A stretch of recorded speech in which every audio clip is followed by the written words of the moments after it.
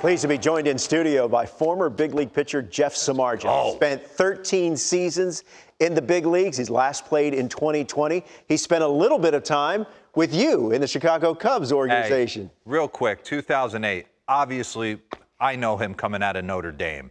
And I want to talk about that, the whole multi-sport thing, because we got a lot of specialization. And you are living proof. You could have been a first-round draft pick as a wideout and then chose to be the pitcher. But they had his locker right next to mine when he first showed up. And I don't know if people knew I actually dabbled in some football at the University of Pennsylvania. So I thought it'd be cute to stick your football picture? A nice little 8x10 stuck it in his locker. Yeah. And I think I still have it, maybe. You were on the cover of something. You came back the next day. We hung it back up. And you let me know. We know. Well, let me ask you this, because DeRosa mentions your football career, a prolific college football career. I believe you hold the single-season touchdown record in Notre Dame, along with Golden Tate. I mean, take us back to that time when the decision came that you were going to walk away from this to step on the mound. What was that like? It was intense, you know. It came on quick, too. You know, your life's going really fast in college, especially with two sports and school and everything that's going on. You kind of just push back those decisions, push them back, and then it came to a moment where I had to go to the Senior Bowl for football or sign with the Cubs. And I remember being in bed. The Cubs threw me a beautiful offer to come play just baseball and give up football. And I didn't know what to do. I flipped a coin, honestly. Really? And it came up football. And I actually felt like a little disappointed, you know, in a way. And so I kind of just ran with that amongst a whole bunch of other reasons. But I'll never forget that moment where, you know, the answer was football and I didn't want it. So there was something there drawing me to baseball. Football was easy. It came easier to you. Well, football took a lot of my time as a kid. So I thought I was pretty maxed out at football. I was about as good as I was going to get, whereas baseball, I really didn't give it that much time. Baseball was my getaway from football. And I just kept growing in baseball and started throwing harder as college went on and as I grew, kind of a late bloomer size-wise, and I grew 2-3 inches in college, actually. So I just really was intrigued by baseball. And then I went and played. The Cubs did a great thing, and they let me go play the summer going into my senior year in Boise, Idaho, in short season. And I'll just never forget the independence of it. You know, hey, coach, when's a stretch? Well, first of all, it's not coach, it's Mac.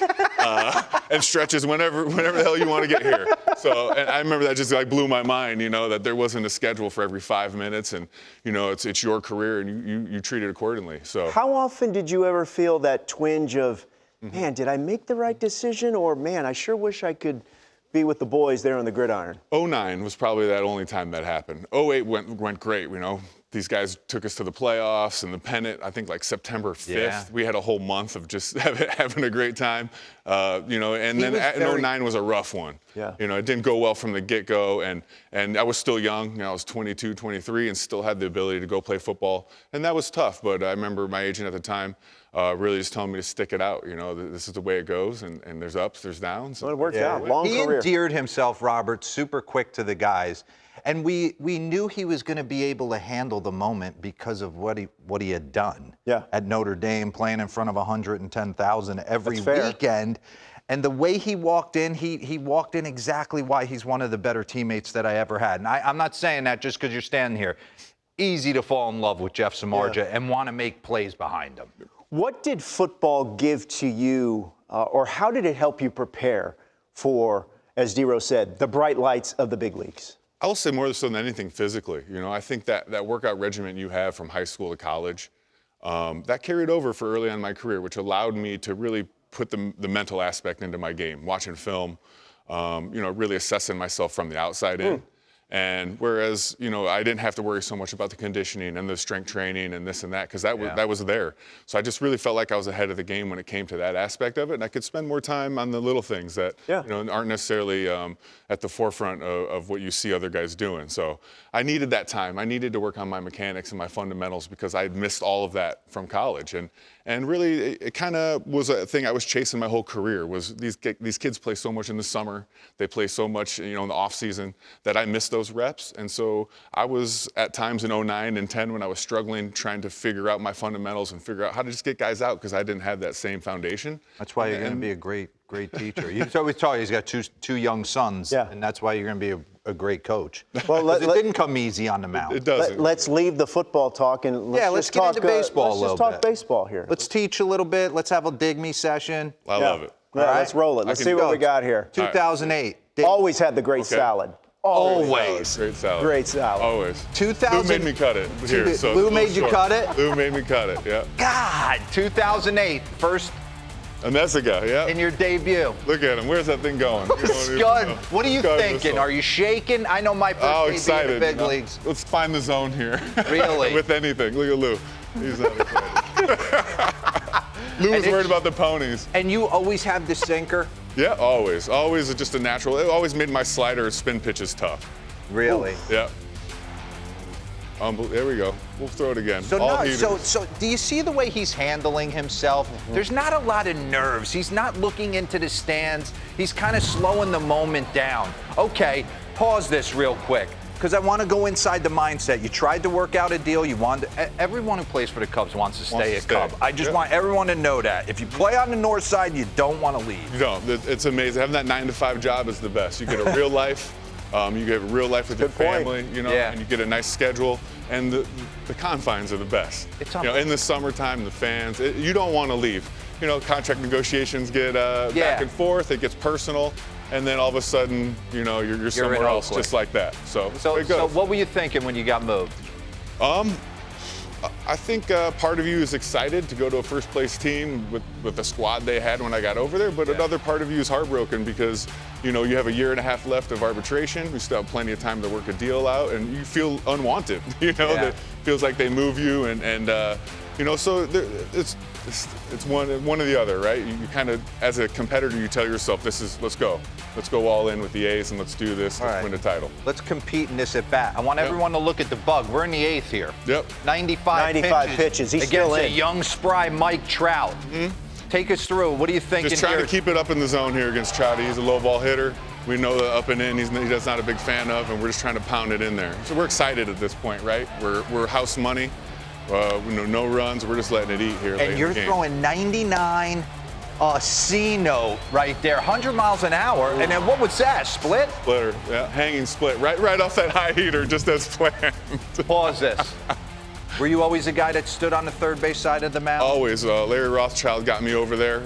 He thought with my sinker it would be a little bit harder for righties to see, and then for lefties it always came away from them. So it was a little bit more of a cross action. Can you get up on the mound? Yeah, for sure. What were you thinking, fundamental-wise? Well, I'm thinking, you were teaching your son at home. Well, I would want him to be over here if he's throwing a sinker because it just eats up these right-handed hitters. So these right-handed hitters are always going to see this ball as an inside strike on the plate, and then they go to swing and it ends up on their hands. So as opposed to over here, they're going to get this about 6 to 7 more inches to see that ball floating back across the plate. I agree with you. And you don't see it. There's some guys who stand on the first side. Listen, I've had bad moments and been like, I'm going to the left side of the rubber. But what I felt here is the lefties had a better chance against me because it was harder for me to get to that side of the plate. I only had a little corner to catch, whereas if I'm over here, I could start it in the middle of the plate and then it could end up off the plate. So whereas here the angle is just cutting across, here the angle is kind of coming with it.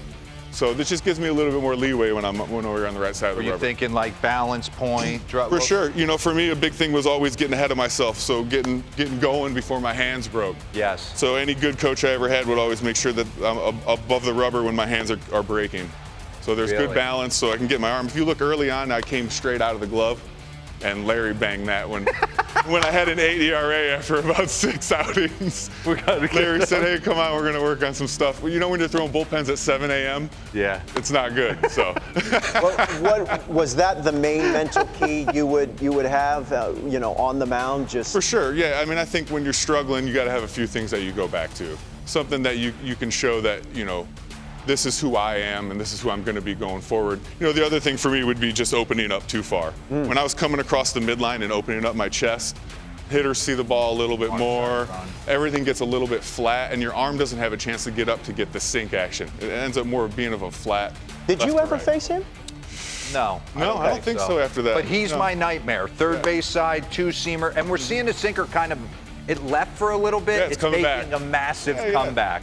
Which it should. It should. It's a nasty pitch. And they're teaching these guys to throw up in the zone so much nowadays that if you can pair it with a sinker, that's why I like having Webby on there. We're going to break down. Let's do it. Yeah, let's get into some of the you guys. mentioned Logan Webb, who is I imagine he's part of the group of current pitchers that you enjoy watching. I love watching Webby. You know, not to mention I saw him as a kid, but he can do it all, right? And what I really like about Webby is that he can spin it too. So I was never a great spinner of the ball. For whatever reason it was always difficult for me to throw a curveball, and my slider was always tight and small, but he spins it so well along with his sinker that it's a combination that it's hard for a hitter to pick up on one or the other. You're seeing the ball down the middle.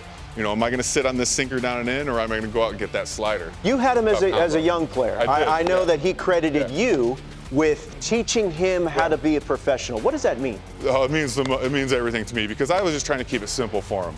He was getting a lot of information, which makes you think that you're not good enough, right? When you're being dumped all this stuff, you know, let's do this drill, that drill, let's work on this, let's watch this film. You know, in your head, you're sitting there saying, oh, well, maybe I'm not that good, you know, for working. You know, for me, he just needed to know how good he was, and that the stuff he has is stuff you can't teach, and he needs to lean into that. So, how about Kevin Gausman? What's the thing you said before we get into he makes that? So I put Kevin on the list because I don't think enough appreciation goes to these guys that take the toe the rubber every day. You know, they used to call it going to the post for us, you know, the pony culture. But he's done 4 years, 31 starts in a row, and then this would be his 5th. Wow. Let's talk about living up to a contract, right? I'm not totally in on what his numbers are, but he shows up every day. He's a great kid. You're not a kid anymore, but and I just love the way he pitches, 4-seam with split. That, you know, I was a sinker with a split, but you know, I could really you know, level with him with the way he pitched and how he attacked the game. And then I love Kevin. And you had Rodon on there. And then I got Sholos on there. That was his rookie name. He was Big Show coming out of NC State. Big stuff, Big left arm. That's the beauty of him, though. He had Kevin personalities, though. He finds common ground with all of them. And then I really love what he's done here in New York. So I knew him back in the White Sox, and he dealt with a shoulder injury, which I did too. It's really tough to deal with, man. Really hard to come back from. They're really complicated, and you don't ever really know what's wrong with your shoulder. You get 5 different opinions, there's 5 different answers.